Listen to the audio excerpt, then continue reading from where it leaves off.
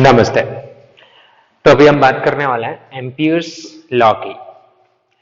तो Ampere's law basically कुछ वैसा ही है जैसा कि गॉस लॉ था इलेक्ट्रोस्टैटिक्स में। ठीक है, प्योर मैथमेटिकल लॉ है। इसकी हेल्प से बायोट सावर्ट्स लॉ डिराइव किया जा सकता है, और अगर बायोट सावर्ट्स लॉ को करेक्ट मान लें तो उससे हम क्या ला सकते हैं, एम्पियर्स लॉ। तो जैसे हमने गॉस लॉ की हेल्प से भी इलेक्ट्रिक फील्ड फाइंड कर लिया था, कूलॉम्स लॉ की हेल्प से भी इलेक्ट्रिक फील्ड फाइंड किया था, they were alternative to each other. The same way we have here the freedom, we can use Ampere's law to find magnetic field, yes, but there will be certain restrictions, or we can use Biot-Savart's law. ठीक है, तो चलिए देखते हैं Ampere's law क्या है और इसके बेसिस पे किस टाइप के कॉन्फ़िगरेशंस के हम मैग्नेटिक फील्ड फाइंड कर सकते हैं easier than the Biot Savart's law, और कुछ जगह ये एप्लीकेबल नहीं हो पाएगा in order to find the magnetic field. So चलिए इसे मैथमेटिकल स्टेटमेंट लिखते हैं एम्पियर्स लॉ का। इसे एम्पियर्स सर्क्यूटल लॉ भी बोलते हैं। एम्पियर्स सर्क्यूटल लॉ इसका दूसरा नाम है। स्टेटमेंट लिख लीजिए, the line integral the line integral which is this b dot dl, इसे इसी टर्म को एग्जैक्टली लिख लीजिए। और ये जो सर्कल दिख रहा है आपको, ये सर्कल बोलेगा it's a close integral. Close integral means एक जो लूप है उसमें आप जहां से स्टार्ट कर रहे हैं वहीं तक उसे पूरा इंटीग्रेट करेंगे। ठीक है, जैसे गॉस लॉ में क्या था, ओवर द क्लोज सरफेस हम इंटीग्रेशन करते थे, यहां पे हम ओवर क्लोज लूप इंटीग्रेट करेंगे। मतलब ये टू डायमेंशनल वहां पे सरफेस रहती थी और यहां पे सिंपली लूप रहेगा। That's the difference. Okay, alright, तो लिखिए द लाइन इंटीग्रल, ब्रैकेट में आप लिख सकते हैं integral B dot D L along a closed curve bracket में loop of any shape is equal to mu naught times the net current, mu naught times the net current crossing the area bounded by the curve, crossing the area bounded by the curve. मतलब ये हो जाएगा close integral B dot D L is equal to mu zero into I enclosed. याद करो Gauss law क्या था, it was close integral E dot D A, इसे अपन फ्लक्स बोलते थे। यहाँ पे इसका कोई नाम नहीं है B dot D L term का, इसे अपन सिंपली क्या बोला करेंगे, line integral of magnetic field. So this is equal to mu naught times I enclosed. Now what is the meaning of I enclosed? मैं आपको समझाता हूँ। मान लीजिए इस बोर्ड पे कुछ करंट्स हैं, जैसे कि I1, ये एक वायर है, current is going into the board. यहाँ पे suppose it is I2 out of the board. There is another wire, say call it I3. There is another wire, say I4, and here you have say I5. Okay. Now let us take the loop. Suppose मैंने ये loop choose किया जिसपे मैं Ampere's law लगाने वाला हूँ। So this is my Amperian loop. क्या बोलेंगे इसे अपन, Amperian loop. Okay, so line integral of B dot D l. So what is happening here, सारे करंट मैग्नेटिक फील्ड बना रहे होंगे। तो let us consider any point, let us consider a point here, और यहाँ पे मैग्नेटिक फील्ड समझते हैं। तो I1 की वजह से मैग्नेटिक फील्ड किधर बनेगा, perpendicular to it. So I write this is B1। Yes, I2 की वजह से यू कैन अंडरस्टैंड I2 इधर की तरफ बनेगा, दिस इज B2। ठीक है, I3 की वजह से you can join this I3 here. So इसकी वजह से ऐसे परपेंडिकुलर फील्ड बनेगा B3। I4 की वजह से भी यहाँ पे फील्ड बनेगा बिल्कुल। So that way you can find the net field here. I4 की वजह से there will be a field B4 and similarly for B5 also. So let us take a line joining it. It is going into, so there will be a field due to 5 B5. So at this point we have field, हर एक current field produce कर रहा है उस location पे। Now let us take a vector called the DL vector. DL vector here, it will be parallel to this loop at this location. तो ये जो net field आएगा, नेट फील्ड क्या आएगा, B1 vector plus B2 vector plus B3 vector B4 vector B5 vector, it will give me B net field. Dot DL, ये term मैं हर point पर निकालता जाऊं, ऐड करता जाऊं, B dot DL, B dot DL, B dot DL. So after solving what I get, mu zero into I enclosed. मतलब जो इंटीग्रल की वैल्यू है because of the currents lying outside, वो हाफ पार्ट में B dot DL उनका half नहीं बोलूंगा, some part of the loop B dot DL positive आता है, some part of the loop B dot DL negative आता है, और ओवरऑल वो क्या आ जाता है इन क्लोज लूप, जीरो. तो ऐड सिर्फ किनकी वजह से ही होता है हमेशा, जो करंट अंदर लाई कर रहे हैं. ठीक है. तो if I ask you what is I enclosed in this case, so I enclosed will be given by this, like I1 का जो इनटू द बोर्ड जा रहा है, तो मैं आपको प्लस माइनस भी समझा दूं यहाँ पे कि आप किसे प्लस लेंगे किसे माइनस. गॉस लॉ में तो आसान था कि पॉजिटिव चार्जेस को पॉजिटिव ले लेते थे, नेगेटिव को नेगेटिव ले लेते थे. यहाँ पे कैसे डिसाइड करेंगे कि कौन सा करंट पॉजिटिव है कौन सा करंट नेगेटिव है. तो इट डिपेंड्स ऑन कि आप किस सेंस में इंटीग्रेशन कर रहे हैं. Sense of integration should be known to us. ठीक है. इसे आप नोट भी करेंगे आगे, मैं आपको करवाऊंगा. तो सेंस ऑफ इंटीग्रेशन, जैसे suppose let we are finding line integral in clockwise sense. तो अब मैं क्या करूंगा, the currents which are having their magnetic field lines in clockwise sense I will take positive, क्योंकि B dot dl पॉजिटिव आएगा, and the currents which are having their lines of force in anti-clockwise sense I will take them negative. So it depends on this.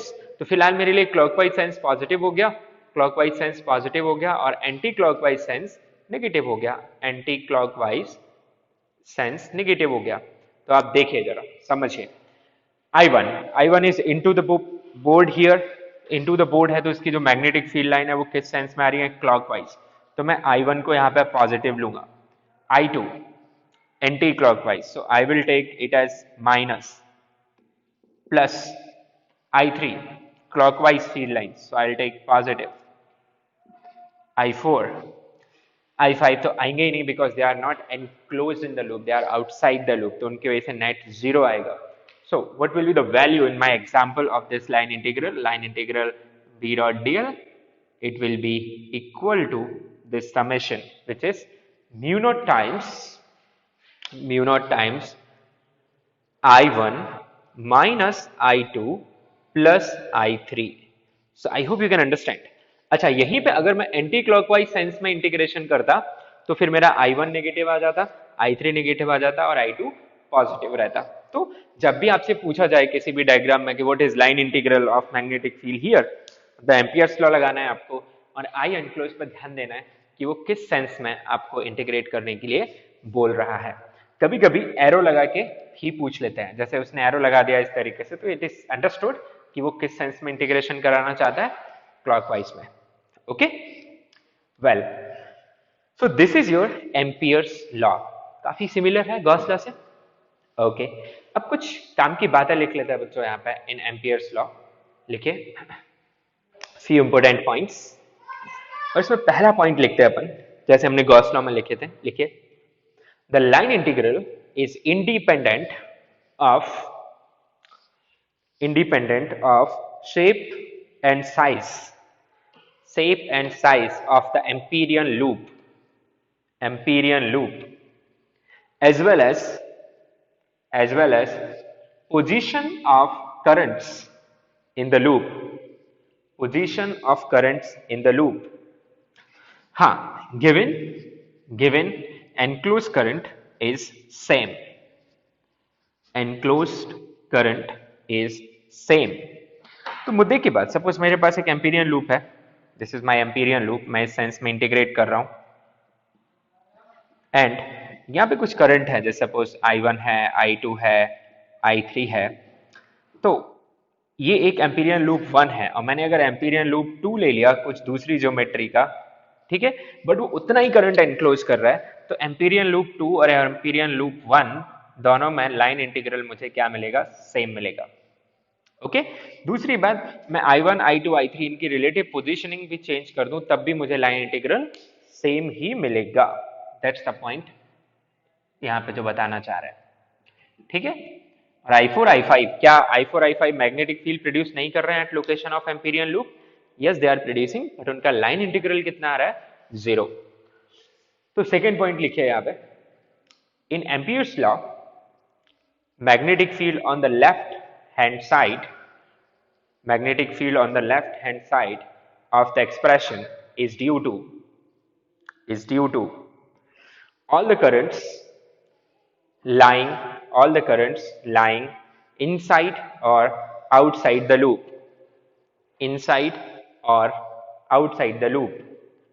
however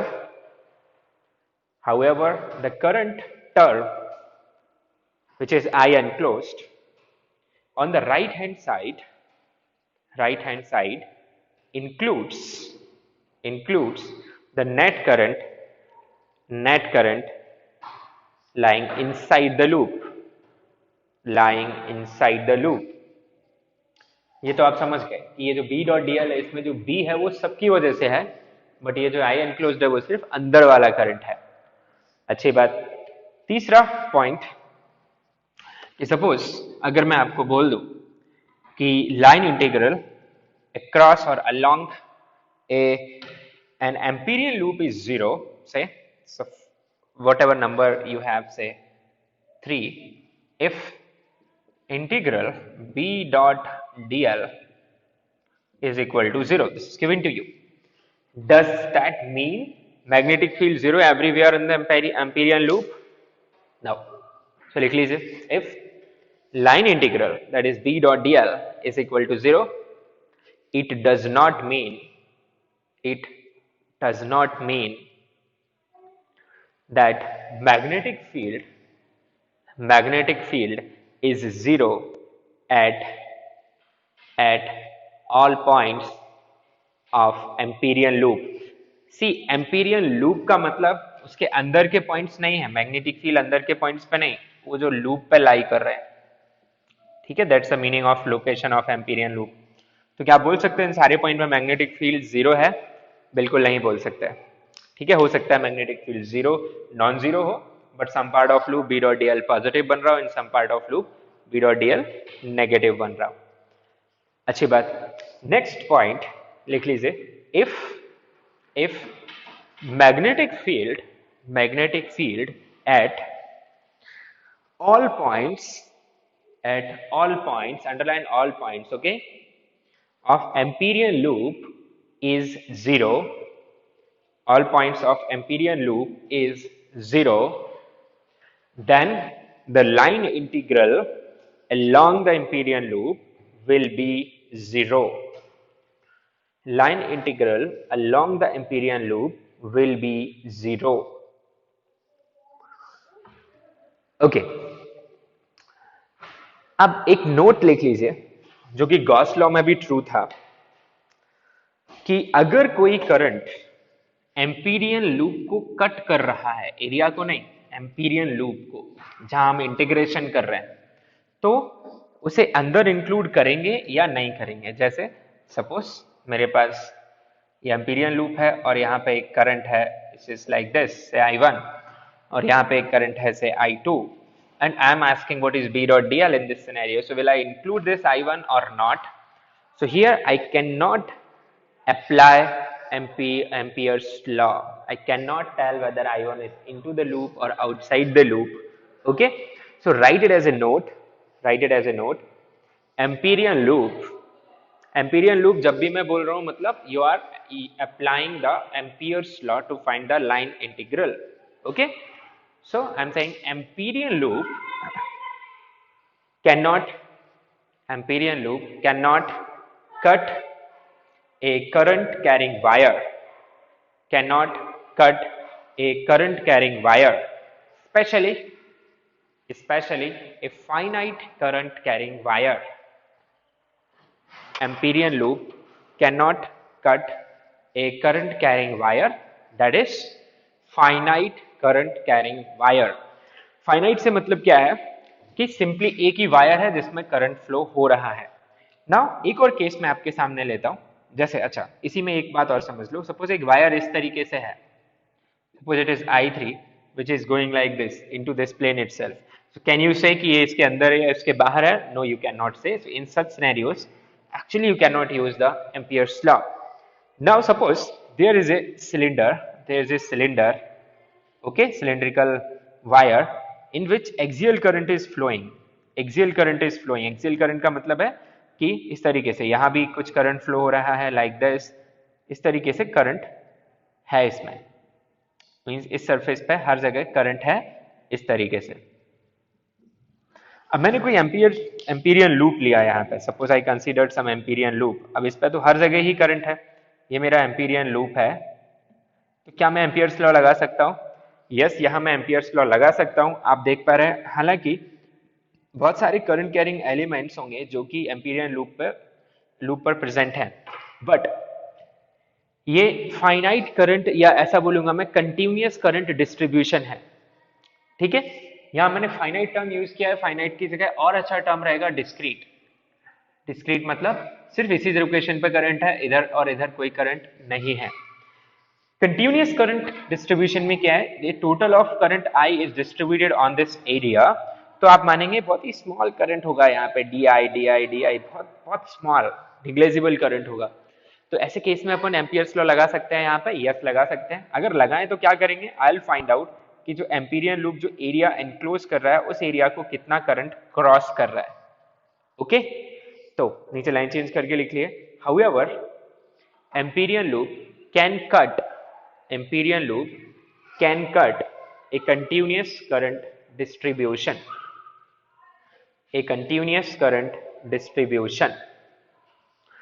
ठीक है, ये थोड़ी सी हमें ध्यान रखना है इस बात का. अब डायरेक्शन के बारे में मैं आपको ऑलरेडी बता चुका हूं कि कौन से करंट को पॉजिटिव लेना है, कौन से को नेगेटिव. आप एक बार के लिए लिख लीजिए.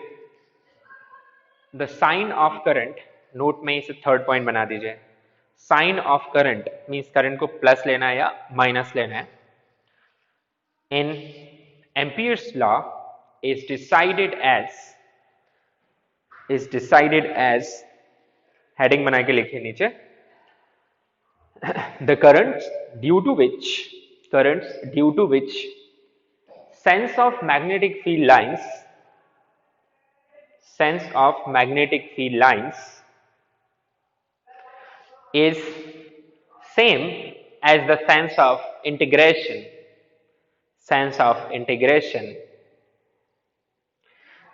Then those currents are taken positive,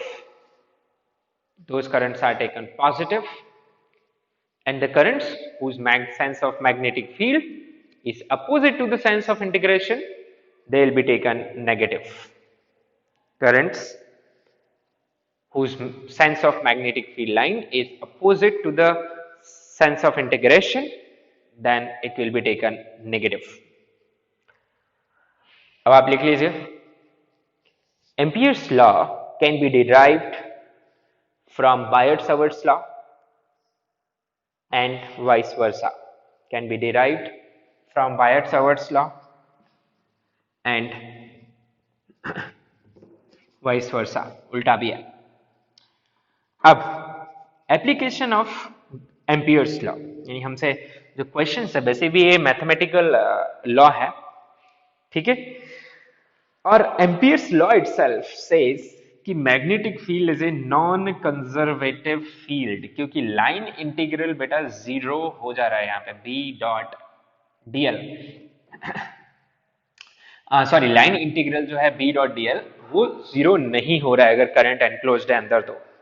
तो इससे क्या पता चलता है कि magnetic field line close loop बनाती है. जैसे मेरे पास एक करंट है, मान लीजिए this is a current I hear, and मैंने एक लूप ले लिया यहाँ पे. ठीक है, दिस इज एम्पीरियन लूप. तो इस पे मैं एम्पियर्स लॉ लगाऊं अगर, तो क्या आएगा मेरे पास, close integral B.dl it will be equal to mu not into I. यही आएगा. आई का कुछ वैल्यू है तो ये मेरे पास नॉन जीरो रिजल्ट आ गया. इससे क्या पता चल रहा है मुझे कि B.dl, सपोज यहाँ पे मैंने एक dl वेक्टर लिया तो यहाँ पे कुछ B आएगा. यहाँ पे मैंने कोई dl वेक्टर लिया, I am integrating in this sense clockwise dl vector, तो यहाँ पे भी कुछ B आएगा. मैंने कोई डीएल वेक्टर यहाँ पे लिया, this is DL vector B, इधर ही आ गया. So what I have is कि angle between B and DL is always acute here. Yes, क्योंकि बी जो मैग्नेटिक फील्ड लाइन है वो भी तो ऐसे ही बन रही है. मैग्नेटिक फील्ड लाइन है वो, एक काम करते हैं अपन, ये करंट को इनटू द बोर्ड ले लेते हैं डायरेक्शन के हिसाब से. तो मैग्नेटिक फील्ड लाइन वो भी तो ऐसे ही बन रही है, आप चेक करिए. This is the sense of magnetic field line. तो इससे क्या पता चलता है, अगर हम एम्पियर्स लॉ को ट्रू मान लें तो इससे पता चलता है कि जो मैग्नेटिक फील्ड लाइन है वो कैसी बन रही है, क्लोज लूप बन रही है. यस, तो इससे हम क्या बोल सकते हैं कि मैग्नेटिक फील्ड कैसा फील्ड है, नॉन कंजर्वेटिव फील्ड है. लिखिए इस बात को, magnetic field is a non conservative field because its field lines its field lines forms closed loop. Its field lines forms closed loop. Okay, अब हेडिंग बनाइए, application of Ampere's law. Application of Ampere's law. तो पहला application simple है, to find line integral. To find line integral, ये आपको समझ में आ ही गया. ठीक है, किसी भी सिनेरियो में अगर आपको B dot D L find करना है ओवर ए क्लोज लूप, तो आप बिंदास क्या यूज कर सकते हैं, एम्पियर्स लॉ. आपको इंटीग्रेशन की जरूरत नहीं है, you can write mu zero into I and closed. दूसरा एप्लीकेशन है to find magnetic field. To find magnetic field, तो इसके स्टेप्स वैसे ही जाएंगे जैसे गॉस लॉ से इलेक्ट्रिक फील्ड फाइंड करने के लिए हमने यूज किए थे. तो मैग्नेटिक फील्ड यहाँ पे दो रिस्ट्रिक्शंस के अंदर है.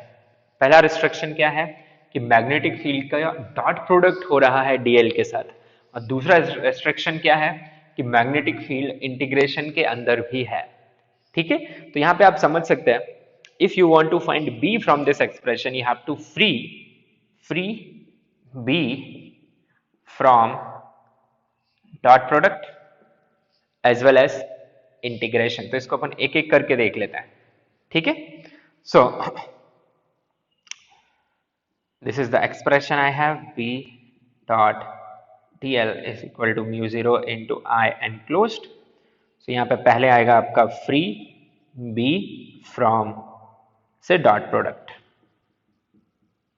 अब डॉट प्रोडक्ट से कैसे फ्री करोगे, तो b डॉट dl, dl हमेशा टेंजेंशियल रहेगा एम्पीरियन लूप के. यस, तो अगर आप एम्पीरियन लूप ऐसे चूज करो कि मैग्नेटिक फील्ड हमेशा टेंजेंशियल रहे हर लोकेशन पे, एम्पीरियन लूप के हर पॉइंट पे जो मैग्नेटिक फील्ड आ रहा है करंट की वजह से वो टेंजेंशियल रहे, तो आप B dot D L simply will become B D L, cos 1 बन जाएगा वहां पे. Yes, so this is the idea here. तो यहाँ पे अपन क्या लिखेंगे, टेक और choose amperian loop, choose amperian loop in such a way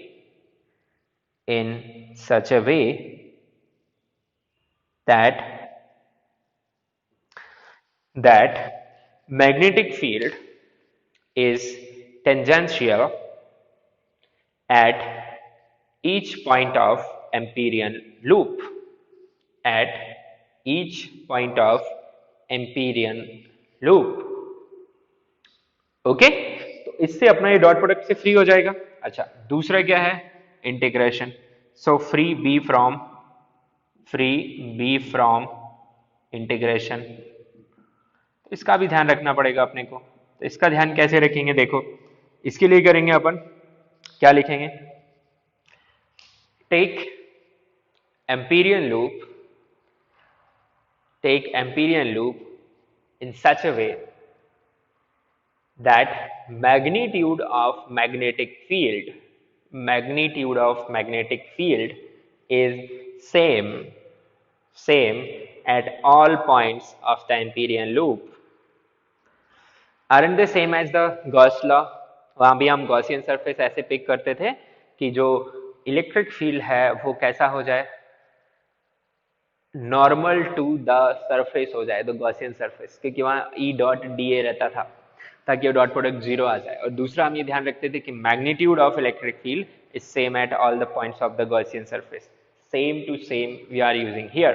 तो एम्पीरियन लूप ऐसे चूज करिए कि मैग्नेटिक फील्ड टेंजेंशियल हो. दूसरा एम्पीरियन लूप ऐसे चूज करिए कि जो मैग्नीट्यूड ऑफ मैग्नेटिक फील्ड है वो क्या है, सेम आए। तो मैग्नीट्यूड आपको पता है करंट पे डिपेंड करता है, ओरिएंटेशन पे डिपेंड करता है, पॉइंट की लोकेशन पे, as well as distance from the current carrying element. तो आपको कुछ ऐसे चूज करना है कि डिस्टेंस वगैरह सेम रहे, केस टू केस आपको समझ में आ जाएगा। ओके तो चलिए आगे बढ़ते हैं और सेकेंड एप्लीकेशन को एक्सप्लोर करते हैं, that how can we use Ampere's law to find magnetic field due to different configurations. Okay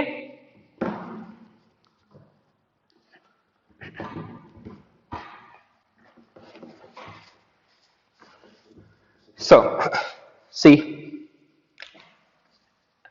सबसे पहले स्टार्ट करते हैं magnetic field of a infinitely long wire.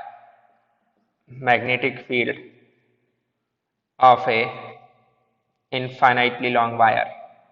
अच्छा, फाइनाइट वायर का फाइंड नहीं कर सकते, infinitely long wire,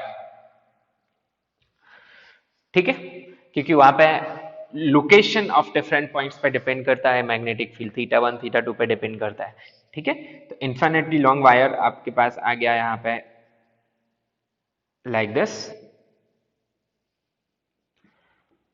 current I. अब इसका मैग्नेटिक फील्ड लाइंस आपको ऑलरेडी फील होना चाहिए, अदरवाइज यहां से आप मैग्नेटिक फील्ड निकाल नहीं सकते। मतलब आपको क्वालिटेटिव एनालिसिस आनी चाहिए, क्वांटिटेटिव यहां से फाइंड कर सकते हैं, ठीक है। तो मुझे पता है कि magnetic field lines due to a straight wire are like concentric circles, और सब सर्कल के जो सेंटर है वो किस पे लाई करते हैं, वायर पे, यस। तो suppose I am interested in finding magnetic field at this point P, okay, at this point P which is at a distance R, perpendicular distance R। तो मैं क्या करूं, मैं विजुअलाइज करूंगा एक एम्पीरियन लूप जो डेफिनेटली कहां से पास हो रहा हो, P से, ठीक है, और इस तरीके से हो कि मैग्नेटिक फील्ड टेंजेंशियल रहे, इस तरीके से हो कि मैग्नेटिक फील्ड का मैग्नीट्यूड सेम रहे। तो डेफिनेटली आपको एम्पीरियन लूप कैसे चूज करना पड़ेगा, Amperian loop will be a circle here, you don't have choice. So यहाँ पे आपको एक सर्कल मानना पड़ेगा ऑफ दिस रेडियस, ठीक है। This is my Amperian loop. यहाँ लूप है तो आपको सिर्फ लाइन माननी है, कर्व मानना है। और अगर ये गॉस लॉ लगा रहे होते हम इन केस ऑफ चार्जेस, तो फिर आपको क्या माननी पड़ती, सरफेस। तो वहां पे सिलेंडर्स वगैरह एज्यूम करते थे, आपको याद होगा। आप सेंस डिसाइड कर दीजिए, तो मैं सेंस वही ले लेता हूँ जो मैग्नेटिक फील्ड का सेंस है। कैसा आ रहा है मैग्नेटिक फील्ड का सेंस यहाँ पे, like this, okay. So this is the sense I took. अच्छा, अब आपको पता चल गया मैग्नेटिक फील्ड फ्री हो गया, लगा लेते हैं अपन गॉस लॉ। अच्छा, ये कट नहीं कर रहा है, okay, this is not cutting, आपको फील करना पड़ेगा। This is the point. मैं इसके लिए इसे भी डॉटेड बना देता हूं so that you can understand. Okay, so आप क्या लिखेंगे, Ampere's law B dot D L is equal to mu zero into I enclose, this is Ampere's law. तो अब आप क्या करोगे, आपने एम्पीरियन लूप ऐसे चूज कर लिया है कि डॉट प्रोडक्ट से तो ये फ्री हो गया, और यहाँ पे कांस्टेंट भी है तो इंटीग्रेशन से भी फ्री हो गया, तो बी बाहर आ गया, बचा क्या अंदर आपके पास, डीएल, डायरेक्शन तो वैसे ही हट गई, और I enclosed is I only. Now what will be DL over the entire loop, it will be 2 pi R, length of the empyrean loop. तो आप याद रख सकते हैं B into length of empyrean loop, ठीक है, length of empyrean loop is equal to mu 0 into I enclosed. And what is length of Amperian loop we are having here? This 2 pi r is equal to mu 0 into I. Isn't it the same I got by Biot-Savart's law? Mu naught I by 2 pi r, magnetic field due to a straight current carrying wire. Okay? तो जैसे हमने bite-Savart's law से magnetic field निकालना बहुत easy था, तो Ampere's law से line integral निकालना बहुत इजी है। तो बाइट-सावर्ट्स लॉ से मैग्नेटिक फील्ड हर टाइप के एलिमेंट का हम निकाल पाए थे, लाइक आर्क हो, रिंग हो, है ना। पर यहाँ पे भी आर कन्फाइंड, हम उन्हीं ज्योमेट्रीज का निकाल सकते हैं जिनका मैग्नेटिक फील्ड का डायरेक्शन एंड मैग्नीट्यूड ज्यादा फैक्टर पर डिपेंड ना करता हो, ठीक है। तो स्पेसिफिक केसेस में ये यूज किया जा सकता है, वहां भी Gauss law to find electric field specific cases में यूज किया जा सकता था। तो by practice you will get to know, we will solve more situations on this, let's C.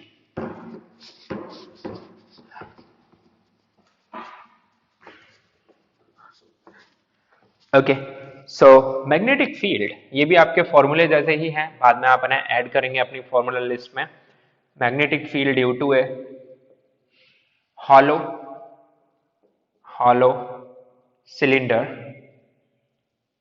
carrying axial current I and length is infinite। तो हमें दोनों जगह पे फाइंड करेंगे, इनसाइड भी और आउटसाइड भी। तो ये है cylinder, this is the cylinder, ठीक है, और इसकी जो लेंथ है वो बहुत ज्यादा है, इज इनफाइनेटली लॉन्ग। और ये जो करंट कैरी कर रहा है वो एक्सियल करंट कैरी कर रहा है। अब हॉलो है, हवा में तो करंट होगा नहीं, सरफेस पर ही होगा। तो दो तरीके से करंट कैरी कर सकता था ये, लाइक सोलेनोइड भी कैरी कर सकता था स्प्रिंग वे में, तो वो सोलेनोइड का फॉर्मूला लगा देते। पर यहाँ पे कैसे कैरी कर रहा है ये, एक्सियल। एक्सियल कुछ इस तरीके से आपको समझना पड़ेगा कि यहाँ पे करंट है, यहाँ पे करंट है, ठीक है, और फिर आप समझ सकते हैं कि यहां भी करंट है, like this. So this is axial current, okay. पीछे से भी आ रहा होगा, like this, we can feel. कुल मिला के ऐसा अलोंग एक्सिस करंट है। टोटल करंट कितना है, आई ओवरऑल, और मुझे मैग्नेटिक फील्ड फाइंड करना है डिफरेंट डिफरेंट पॉइंट्स पे। अच्छी बात है। तो सबसे पहले फाइंड करते हैं अपन इनसाइड पॉइंट पे, इसकी अपनी रेडियस है। तो रेडियस को दिखाने के लिए मैं यहाँ पे एक लाइन बना दे रहा हूँ, that will help me to, this is the radius. तो सबसे पहले let us find magnetic field at inside point, inside point. तो दिस इज द सिलेंडर, ठीक है। इनसाइड पॉइंट कंसीडर कर लीजिए, ये इसकी एक्सिस है, एक्सिस। तो मैंने यहाँ पे कोई एक पॉइंट कंसीडर कर लिया, let's take this point to be P at a distance R from the axis. तो आपको मैग्नेटिक फील्ड चाहिए यहाँ पे, तो क्या करोगे, you will consider an Amperian loop. तो मैग्नेटिक फील्ड आप देख सकते हैं, it is made up of infinitely long wire placed in a circumferential way. तो मैग्नेटिक फील्ड लाइंस होंगी वो कैसे ही होंगी, concentric circles. So I am assuming Amperian loop to be circular. So this is my Amperian loop, ठीक है, of radius r। ये जो मैंने सेंस बनाया है वो इंटीग्रेशन का सेंस बनाया हुआ है, ये करंट है यहाँ पे। So what will I use? I'll use Ampere's law, which will be B into length of the loop 2 pi r is equal to mu 0 into I enclosed. But what is I enclosed here? It is 0. It is not enclosing any current, it is 0, क्योंकि सारा current तो circumference से जा रहा है ना, उसकी surface से जा रहा है, और ये एम्पीरियन लूप तो अंदर है, तो एम्पीरियन लूप को कोई भी करंट क्रॉस नहीं कर रहा है। तो I enclose is 0, it implies B is 0. So Ampere's law says magnetic field inside this cylinder is 0. Now outside, let us see what will be the magnetic field at outside points. So for outside point, B at outside points, तो कोई मुश्किल नहीं है, same to same diagram बना लीजिए, आप खुद भी कर सकते हैं, and you should practice them as questions. So this is axis, and इस बार मेरा जो पॉइंट है वो बाहर लाई कर रहा है। So take your point outside here, P, this is distance, R, perpendicular distance. तो इस बार जो एम्पीरियन लूप कंसीडर करेंगे, it will be like this, ठीक है। ये अपना एम्पीरियन लूप है, this is sense of integration, ये करंट फ्लो हो रहा है यहाँ पे ओवरऑल। तो हमारा जो एम्पीरियन लूप है, these are amperian loop, okay, amperian loop, ये कंप्लीट सिलेंडर क्रॉस कर रहा है या कंप्लीट सिलेंडर को एनक्लोज कर रहा है। Total current I is crossing, तो आप क्या लिख दोगे एम्पियर्स लॉ से, B into length of loop, बाकी सारी चीजें हमने ध्यान रख ली हैं, tangential and magnitude. So B into 2 pi r is equal to mu 0 into I. So B will come out to be mu naught I by 2 pi r. तो आप क्या लिख सकते हैं यहाँ पे, नोट लिख सकते हैं कि ए हॉलो सिलेंडर, लिखिए note, a hollow cylinder carrying axial current carrying axial current behaves as a infinitely long wire, behaves as a infinitely long wire placed at its axis, placed at its axis for outside points, for outside points. ऐसे ही तो निकल के आ गया mu naught I by 2 pi r. So we can plot it, the graph of B versus R. तो inside point के लिए 0 और outside point के लिए हाइपरबोलिकली डिक्रीज हो रहा है. ठीक है. So the graph of B versus R for hollow cylinder. So till capital R it is 0, it is 0. ठीक है. सरफेस पे डिसकंटिन्यूअस हो रहा है और इसके जस्ट बाद it becomes equal to this number which is mu naught I by 2 pi capital R और यहां से ये ग्रेजुअली डिक्रीज करना स्टार्ट करेगा लाइक हाइपरबोलिकली. ठीक है. तो यहां पे जो B है it is inversely proportional to R और in this case the magnetic field it is 0 simply. So this is for R less than R and this is R greater than R. Clear? Okay. तो आप इसको simply ध्यान रखिए. B is equal to 0 for R less than R and B is mu naught I by 2 pi R for R greater than R. It is discontinuous over surface. So this result, not exactly but qualitatively it is similar to a hollow sphere. जैसे hollow sphere electric field में behave कर रहा था बिल्कुल वैसे ये behave कर रहा है. Yes? Okay. Now let us see what if this cylinder is solid and aerial current is flowing. अभी भी axial current ही है. ठीक है. But cross section area, entire cross section area में एक्सियल करंट फ्लो कराना है आपको. So we will C.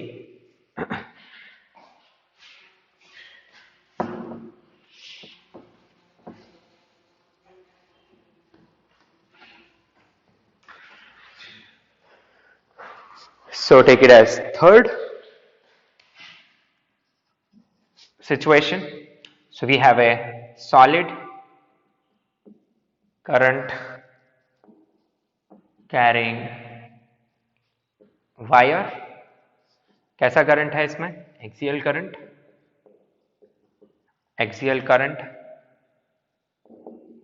In entire cross section.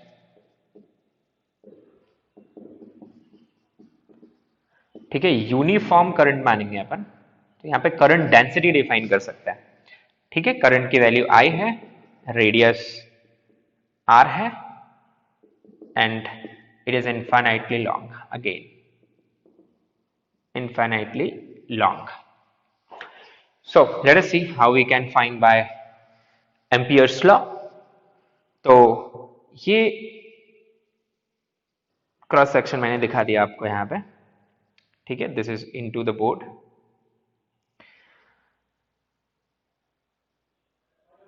It is infinitely long. Now see, यहाँ पे जो करंट है वो हर जगह पे प्रेजेंट है all the way. So here you are having current here also, here also. हर जगह पे करंट है, not only on the surface. I hope you can feel it. मैं कुछ ही पॉइंट्स दिखा पा रहा हूं आपको but there is current at all locations. ठीक है. ये इसकी एक्सिस है, ये रेडियस है. तो हमें डिफरेंट डिफरेंट पॉइंट्स पे फाइंड करना है. तो इसको हम टॉप व्यू में देखेंगे तो हमें और इजी रहेगा सोचना कि हम क्या करने चाह रहे हैं. So let us see the top view of it. Top view में मुझे सिर्फ क्रॉस सेक्शन ही दिखेगा वहां पे. तो टॉप व्यू मुझे इस तरीके से दिख जाएगा. This is top view. Length नहीं दिखेगी और जो करंट है वो हर जगह दिखेगा. There is a current everywhere, small small current.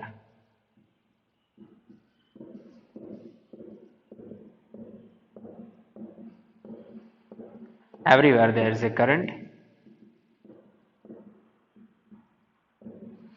Okay, this will be the top view of it. Current is coming out. Total current कितना है? I. तो आप करंट डेंसिटी डिफाइन कर सकते हैं. यहाँ पे आपको पता है I by this cross section area A, जैसे आप लिख सकते हैं I divided by pi R square. Yes. अब इसे सॉल्व कर लेते हैं अपन for inside and outside points. So चलिए इनसाइड पॉइंट की पहले बात कर लेते हैं. So for inside point, first for inside point magnetic field हम फाइंड कर रहे हैं. तो ये मेरे पास क्रॉस सेक्शन आ गया. This is the cross section. ये सेंटर. और इनसाइड पॉइंट के लिए we take a point here. Let's call it P. It is at a distance small r from here. Okay, ये आपका सेंटर है और आप यहाँ मैग्नेटिक फील्ड फाइंड करना चाह रहे हैं. तो यहाँ पे जो करंट है, सबसे पहले बात, सारे के सारे जो करंट है वो आउट ऑफ द बोर्ड है. So you will have a clockwise, sorry, anti-clockwise magnetic field. You'll have, yes, anti-clockwise magnetic field.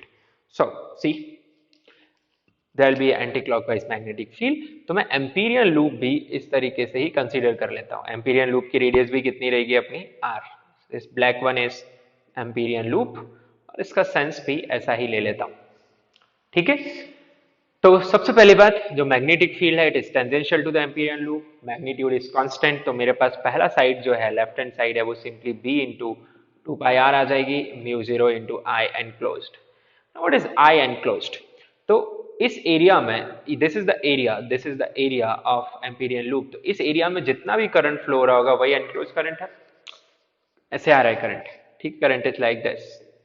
So I enclosed बहुत मुश्किल नहीं है. आप करंट डेंसिटी का यूज कर सकते हैं. Current density is J into the area of Amperian loop. It will be pi r square. And in simple words, I can write it is total current divided by total area into the area of Amperian loop. So it cancels out. So I enclosed, I get it equal to, आप J के terms में भी derive कर सकते हैं, आप I के terms में भी कर सकते हैं, दोनों देख लीजिएगा. So I can write IR square by R square और J pi R square. So what I get B into 2 pi R is equal to mu naught into, एक बार J के लिए देख लीजिए, so J pi R square, pi से pi cancel, R से आपका एक है R cancel, तो B comes out to be mu naught J R by 2. I hope you can understand. This is for inside point. और current के लिए लिखेंगे तो J को क्या लिख दीजिएगा? I divided by pi R square, so it will become mu naught I small r divided by 2 pi r square, capital R square. Is that clear? So you can check current is linearly increasing at the axis point, it is 0, और जैसे जैसे मैं access से बाहर जा रहा हूँ circumference या सरफेस की तरफ, ये लीनियरली इंक्रीज हो रहा है मैग्नेटिक फील्ड. यस, हो रहा है कि नहीं? ओके. सो अब ये तो हो गया बच्चों इनसाइड पॉइंट के लिए. आउटसाइड पॉइंट के लिए भी समझ लीजिए, देखते हैं. तो आउटसाइड पॉइंट में फर्क सिर्फ इतना सा आएगा कि इस बार टोटल करंट एनक्लोज हो जाएगा आपका. Total current will be enclosed. सो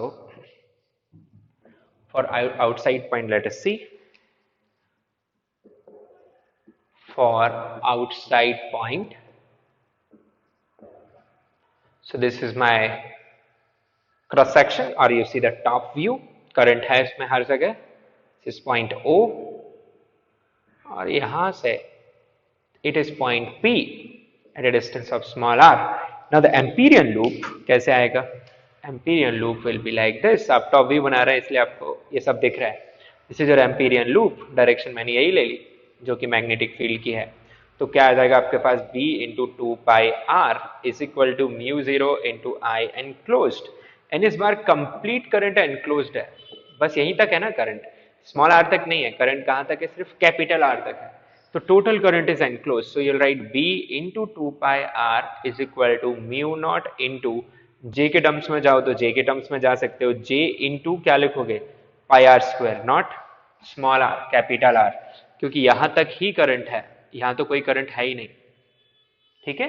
तो क्या आएगा आपके पास? B is equal to mu naught J R square divided by 2 R. Pi से पाई कैंसिल हो जाएगा और ऐसे लिख दो, या फिर I के टर्म्स में जाना है तो I के टर्म्स में क्या आएगा आपका?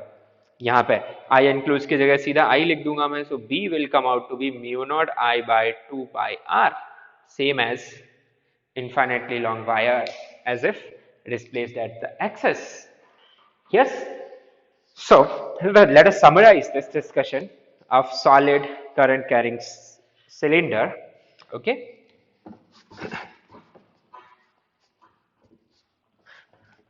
So we get it like this: B is equal to mu naught J R by 2, or you can write mu naught I R divided by 2 pi R square for R less than R, and you have this mu naught J R square by 2R, or mu naught I by 2 pi R for R greater than R.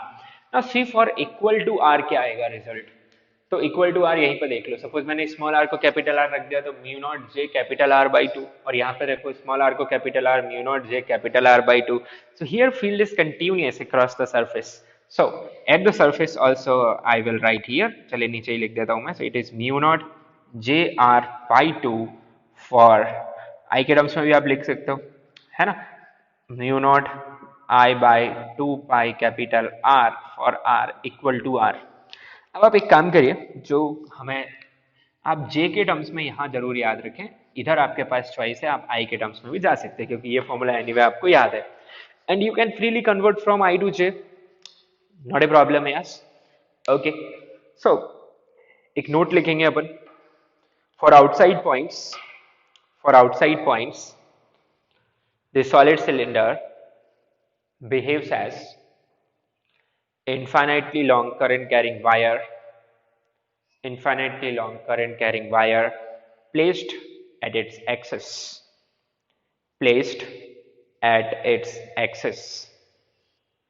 Okay, graphical representation भी समझ लीजिए. तो क्या आएगा आपका यहाँ पे graphical representation? This is R, small R, this is B. तो for inside point it is directly proportional to R. So tell capital R field will increase linearly, ठीक है, till this value. And how much is this value? It is mu naught J R by 2, और I के terms में भी लिख सकते हो आप mu naught I by 2 pi R, mu naught I by 2 pi R. यहां तक linearly increase करेगा और इसके बाद decrease करना स्टार्ट कर देगा. this, ठीक है, और यहाँ पे कोई हॉलो सर्कल वगैरह नहीं आएगा. It is continuous and it will start to decrease.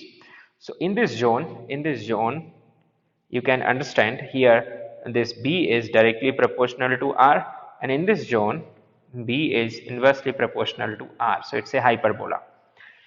तो कुछ बिहेवियर किसके जैसा आ रहा है qualitatively, like solid non conducting sphere, है ना. Okay, can note down.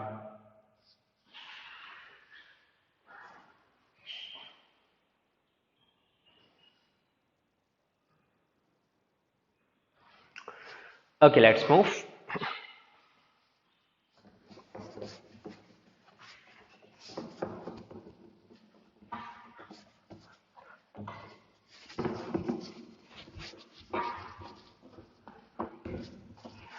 So I'll also try to derive formula of magnetic field due to a solenoid by using Ampere's law. Yes, but वो सिर्फ किसके लिए करेंगे अपन? आइडियल सोलेनॉइड के लिए, ठीक है, because it is uniform inside, so I can use Ampere's law to find magnetic field. Okay, finite के लिए नहीं आएगा मैग्नेटिक फील्ड, यहां से किसी भी फाइनाइट ज्योमेट्री के लिए नहीं आ रहा है यहां से magnetic field. All right, so we can solve few more questions on it, and before that let us see magnetic field due to solenoid, ideal solenoid. Magnetic field due to ideal solenoid. तो yes, आज के ही part 1 में मैंने आपको बायट-सावर्ट्स law से derive करवाया था formula. Ideal का मतलब length is quite large as compare to the radius, और हम किस पे डिराइव करेंगे? इनसाइड पॉइंट्स पे, क्योंकि वहां लाइन स्ट्रेट है. ओके, तो क्या आया था formula? It was mu naught N I, mu naught small N into I, यही था, ठीक है. तो मैं एक सोलेनॉइड ले रहा हूँ. Let us take a solenoid. I am drawing two dimensional view of it. आपको पता ही है. तो let us take current is going into this.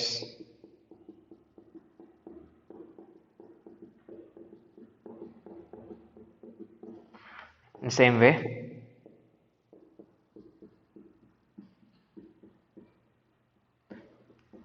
this is a solenoid having capital N turns. ठीक है. तो मेरे पास क्या क्या दिया हुआ, मुझे स्मॉल एन ही दिया गया. स्मॉल एन है number of turns per unit length and I is current in each turn और current flowing in solenoid. Okay. अब मैग्नेटिक फील्ड लाइंस बच्चों आपको पता ही है. यहाँ की मैग्नेटिक फील्ड लाइंस. अच्छा, मैंने डायरेक्शन सही बनाई, एक बार क्रॉस चेक कर लेते हैं. हाँ ठीक बनाई है. These are magnetic field lines, these are straight. Ends की बात हम नहीं कर रहे हैं. अब मुझे अंदर फील्ड चाहिए, तो एम्पीरियन लूप कंसीडर करना पड़ेगा. अब एम्पीरियन लूप कैसे कंसीडर करेंगे? Such that my magnetic field is free from the dot product as well as from the integration. So whatever is the magnetic field, let's take here magnetic field B. Achha, just outside this, what is the magnetic field? Zero, because magnetic field lines take a turn. और ये तो infinite से turn लेके आ रही हैं. Length is very long. ये तो infinite से turn लेके आ रही हैं. तो यहाँ पे magnetic field मैं क्या बोल सकता हूँ? Zero, just outside. Let me take an Amperian loop like this. This is my Amperian loop. Sense उल्टा भी ले सकता हूं, सीधा भी ले सकता हूं. आप लोग आराम से समझिए. Let me take this points as P Q R S. This is my amperian loop. So I will apply Ampere's law here. Check क्या है Ampere's law? Integral B dot DL is equal to mu zero into I and closed. अब मुझे कुछ length माननी चाहिए इसकी. तो मान लेता हूं मैंने इसकी जो लेंथ है वो L है, स्मॉल l, और जो ब्रेड्थ है वो B है. ठीक है, एम्पीरियन लूप की. अब आप B डॉट DL अलग अलग साइड्स के लिए निकालेंगे यहाँ पे ब्रेक करके, है ना. ऐसा हमने गॉस लॉ में भी किया था. फ्लैट सरफेस, कर्व्ड सरफेस, आपको याद होगा, हम ब्रेक करते थे. तो मैं इस रिजल्ट को ब्रेक कर दे रहा हूँ. So I will be writing it as B dot DL of which side से, नेमली PQ, फिर plus B dot D L of Q R plus B dot D L of R S. ठीक है. तो आपके boards में derivation अगर आता है derive magnetic field due to a solenoid, तो आपको ये फॉलो करना है. कौन सी अप्रोच? एम्पियर्स लॉ वाली. इट इज लेस मैथमेटिकल और यही करना है आपको वहां पे. So it will be B dot D L due to last one, left is SP. तो इनको मिला देंगे तो क्लोज इंटीग्रल बन जाएगा B dot DL and it is equal to mu naught into I enclosed.